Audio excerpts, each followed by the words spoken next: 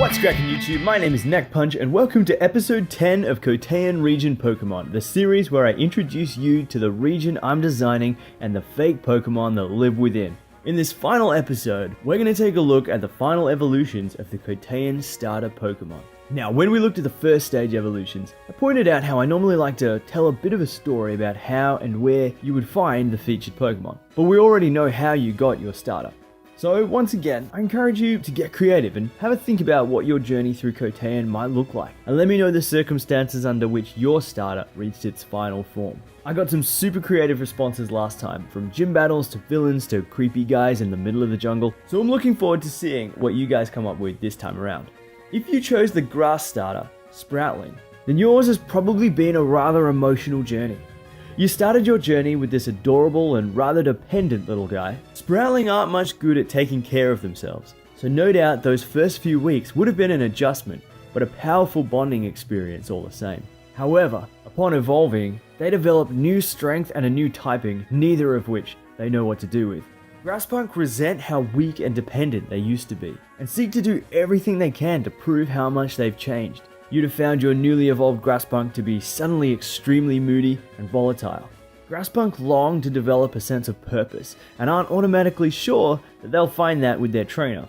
But you, of course, hung in there, and when your Pokemon pushed away, you pushed through. You showed your Grasspunk just how much you believed in it, how much you cared for it, and the two of you kept growing stronger together, until finally...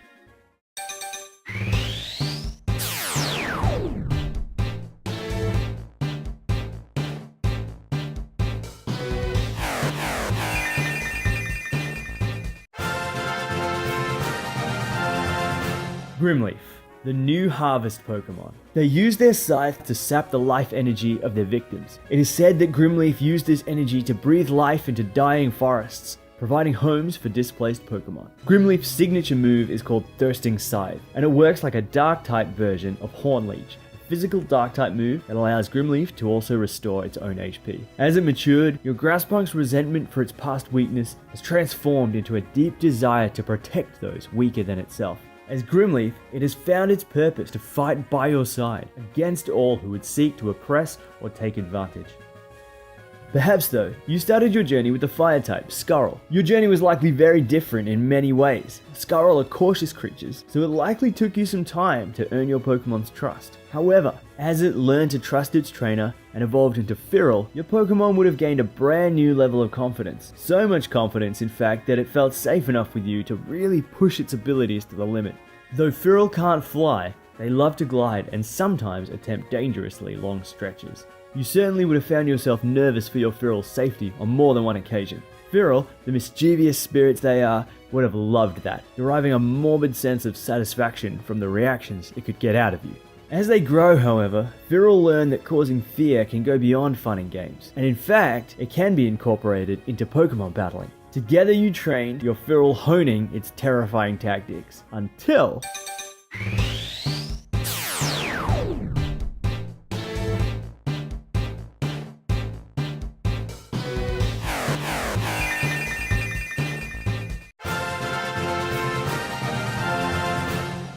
Scorchurel, the Night Terror Pokemon. Scorchurel are adept at instilling fear in their opponents. They are said to lurk outside windows and feed on the screams of small children who misbehave. Scorchurel's signature move is called Fright Spirit. It's a status move, think kind of along the lines of Leech Seed. When afflicted, the target loses a little bit of HP at the start of every turn. And the additional effect, instead of restoring HP to the user of the move, is that the afflicted has a 30% chance to flinch every turn. The effects of Fright Spirit wear off if the Pokemon is switched out, and just like Grass types are immune to Leech Seed, Ghost types are immune to Fright Spirit. Scorchurel's learned that not only is causing fear fun, but it's now become very, very good at it. The days of scaring its trainer are behind it for the most part, unless of course you have a hidden ability Scorchurel, in which case maybe keep it in its ball overnight.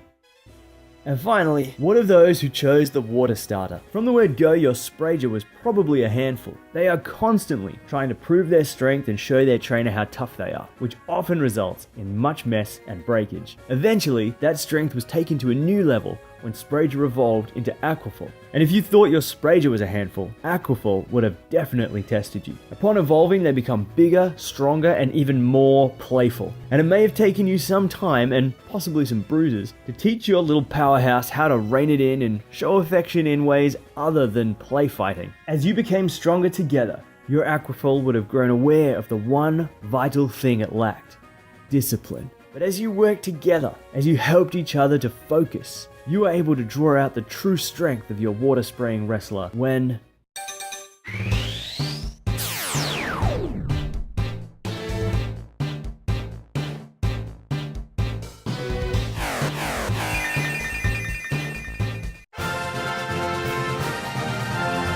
Kaskalos, the waterfall Pokemon. Kaskalos trained by climbing rock faces against the flow of raging waterfalls. Fighting type enthusiasts have drawn much inspiration from their focus and strength. Kaskalos' signature move is called Savage Elbow. It launches itself into the air and lands on its opponent with a powerful elbow drop. In terms of damage and additional effects, the move is essentially a fighting type version of Volt Tackle, a base 120 physical move that causes recoil and has a chance to paralyze. With newly discovered focus and determination, Kaskalos outgrow their constant drive to prove themselves. But this doesn't stop them from letting everyone know about it when they win. And there you have it, the final evolutions of the 3 starter Pokemon available to new trainers in Coteinn. I've been keeping quiet about which one I'd choose because I didn't want to give anything away about where I was taking each form. But now they're out there, I would have to say my pick would be Sproutling. Don't get me wrong, I love all 3 of these designs. I wouldn't have put them in the video if I didn't feel like they were finished and feel like I was proud of them, but I think the progression of the grass line and that final form is the one I'm probably the most proud of. And that in fact wraps up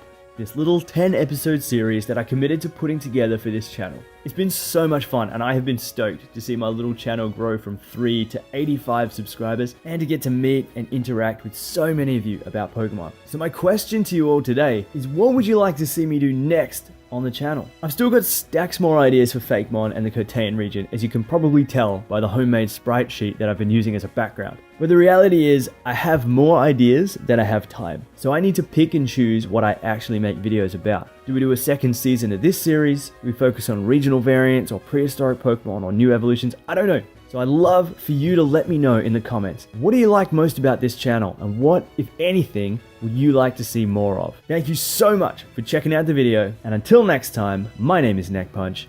Have a good one.